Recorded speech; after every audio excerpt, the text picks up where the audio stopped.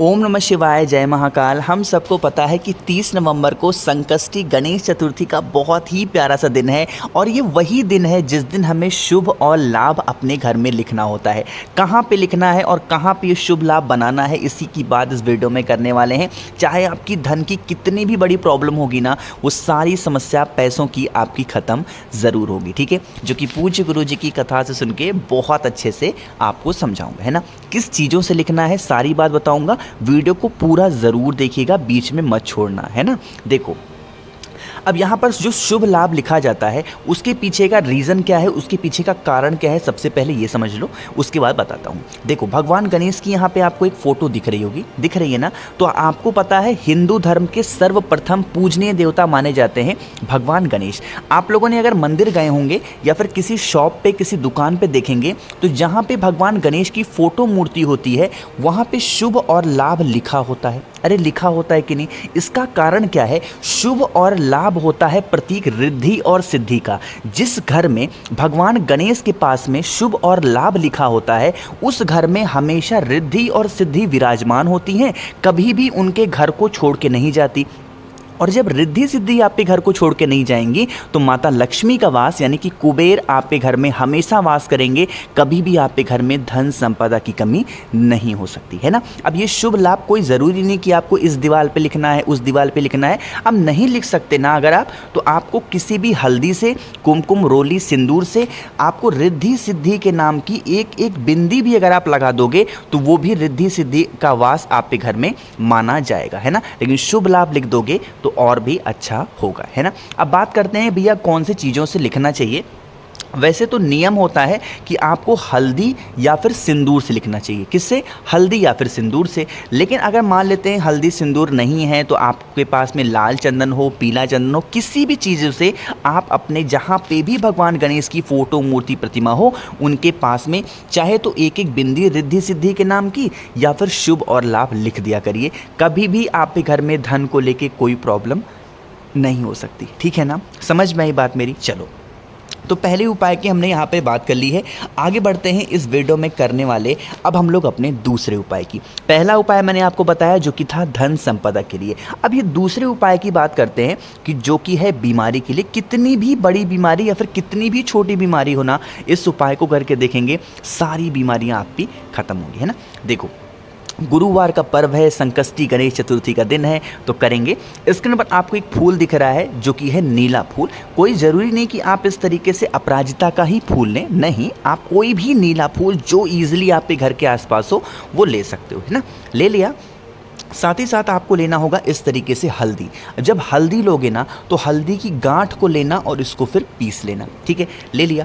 इसको क्या करोगे, हल्दी को सबसे पहले एक छोटी सी कटोरी में डालना, है ना। इसमें पानी भर देना ताकि जो पानी का कलर वो पीला हो जाए। बहुत ज़्यादा हल्दी मत लेना, थोड़ा सा लेके पानी भरना। और जो आपके पास में नीला फूल है ना, उस नीले फूल को इस कटोरी के अंदर डालना। कोई भी नीला फूल हो, कोई दिक्कत नहीं, है ना। ले लिया। इस कटोरी को उठाना और उसके बाद चले जाओगे कहाँ पे? महादेव के मंदिर में। जैसे ही मंदिर में हम पहुँचते हैं सबसे पहले दर्शन हमें किसके हो जाते हैं? नंदी बाबा के। अरे होते हैं कि नहीं होते? होते हैं ना। तो आपको क्या करना है, ये जो नंदी बाबा का उठा पैर दिख रहा है, हमेशा हमें सारे उपाय यहीं पे करने चाहिए। तो आपको नंदी बाबा के उठे पैर के पास जा कर के बैठ जाना और जो कटोरी आपके पास में है अपने सामने रखना, ठीक है। चाहे तो आप ऐप से अपने मन में ही 108 बार या फिर कोई माला लेकर के जाएं रुद्राक्ष वाली, उससे 108 बार श्री शिवाय नमस्तुभ्यम का जप करेंगे। वैसे तो नियम होता है कि महामृत्युंजय मंत्र बोलना चाहिए, बट मैं इसलिए नहीं आपको सलाह देता हूं क्योंकि आप गलती ज़रूर करोगे। अगर आप गलती नहीं करते हो तो आप महामृत्युंजय मंत्र 108 बार जप करेंगे। गलती आपसे हो जाती है तो 108 बार श्री शिवाय नमस्तुभ्यम बोलेंगे, ठीक है। इतना करने के बाद इस कटोरी को यहाँ से उठा लेना और इसके अंदर का जो हल्दी वाला जल है वो हल्दी वाला जल नंदेश्वर महादेव के नाम से नंदी बाबा के उठे पैर पे चढ़ा देना। जो नीला फूल होगा वो उसी कटोरी में रहने देना, है ना। उसके बाद उसको अलग से रखना, फिर महादेव के शिवलिंग के पास जाना, जो भी आपको पूजन पाठ आराधना जो कुछ भी चढ़ाना हो, बेलपत्र धतूरा घी दूध जो भी सब कुछ आप चढ़ा देना। चढ़ाने के बाद उस कटोरी में जो फूल है उसे लेकर के आप अपने घर जाना, और जो भी व्यक्ति आप पे घर में बीमार पड़ा हुआ है उस नीले फूल को उठाना।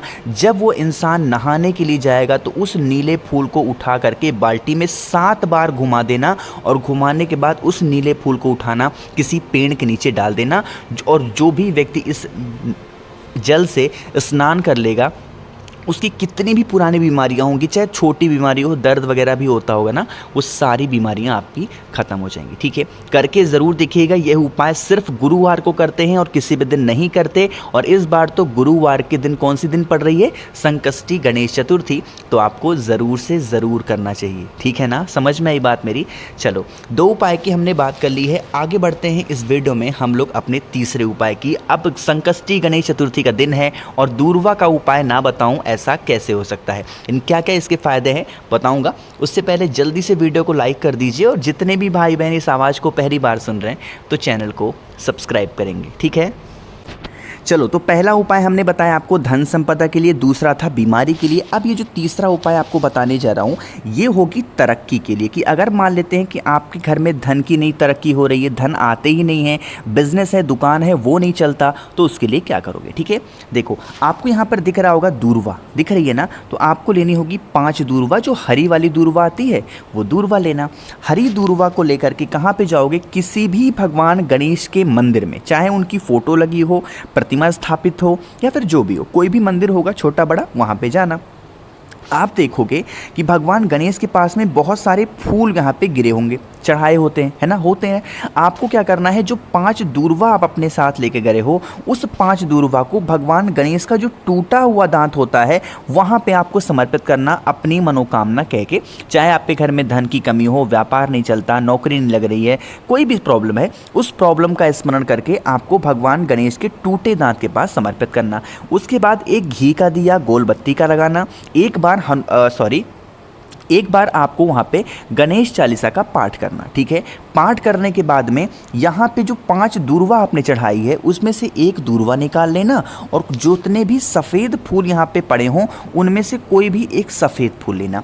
एक दूरवा और एक सफ़ेद फूल को लेके आप अपने घर जाना, और जिस जगह पे आपको लगता है कि हमारे घर में कमी है, जैसे मान लेते हैं कि आपके घर में खाने को लेके प्रॉब्लम होती है, तो आप अपने किचन में रख सकते हैं उसको, किसी भी चीज़ में रख करके। अगर आपको पैसों की कमी हो रही है तो उस एक दूरवा एक सफ़ेद फूल को अपने जहाँ रुपए पैसे गहने रखते हो वहाँ पे रख दो।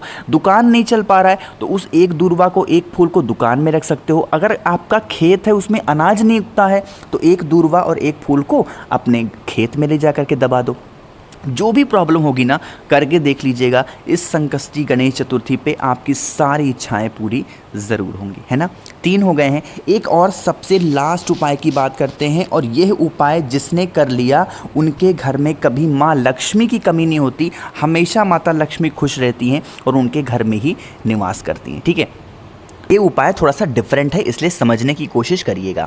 यहाँ पर स्क्रीन पर आपको चावल दिख रहा है, ये चावल कच्चा चावल नहीं है, ये है पका हुआ चावल, है ना। तो आपको ऐसा नहीं कि कुछ अलग से नहीं बनाना है, जो आप अपने घर में कुकर में या फिर जिस भी चीज़ में बनाते हो चावल ना, चावल बनाना, और सफाई के साथ थोड़ा सा चावल, 1 से 2 चम्मच चावल आप निकाल लेना। ठीक है, 1 से 2 चम्मच या फिर 1 कटोरी चावल निकाल लेना, पका हुआ चावल। निकालने के बाद थोड़ा सा उसमें पानी डाल के, चाहे मिक्सी में या फिर सिलबट्टे में, कहीं पे भी उसको अच्छे तरीके से पीस लो। ठीक है, पीस लेना, और पीसने के बाद में आपको लेनी होगी बेलपत्र। कितनी बेलपत्र? 7 बेलपत्र। कहीं से भी कुछ भी करके 7 बेलपत्र ले लो, बहुत प्यारी सी, बहुत सुंदर सी। ठीक है, इन दोनों चीज़ों को लेके पहुंच जाना महादेव के शिवलिंग के पास में। सुबह जाना चाहो सुबह जाओ, शाम को जाना चाहो शाम को भी जा सकते हैं। फेस रखना उत्तर दिशा, नॉर्थ डायरेक्शन। जो आपके पास में पका चावल है ना, आपने जिसको पीस रखा है, उसका लेपन अच्छे तरीके से महादेव के शिवलिंग के ऊपर कर देंगे, कुंद केशवर महादेव के नाम से। कौन से महादेव? कुंद केशवर महादेव के नाम से लेपन करेंगे। लेपन करने के बाद में आपके पास में 7 बेलपत्र हैं। अरे है कि नहीं है? उन 7 बेलपत्र को जिस जगह पे आपने पके चावल का लेपन किया है, एक एक करके कुंदकेश्वर महादेव के नाम से बेलपत्र को भी चढ़ा देंगे। चढ़ाने के बाद 1 लोटा जल उसी 7 की सातों बेलपत्र पे चढ़ा देना। आपके घर में कभी भी माँ लक्ष्मी की कमी नहीं हो सकती है, हमेशा माता लक्ष्मी का वास आपके घर में बना हुआ होगा। तो कोशिश की है मैंने आप सभी को इस पूरी वीडियो में बहुत ही प्यार से बहुत ही अच्छा समझाया है। तो कुछ समझ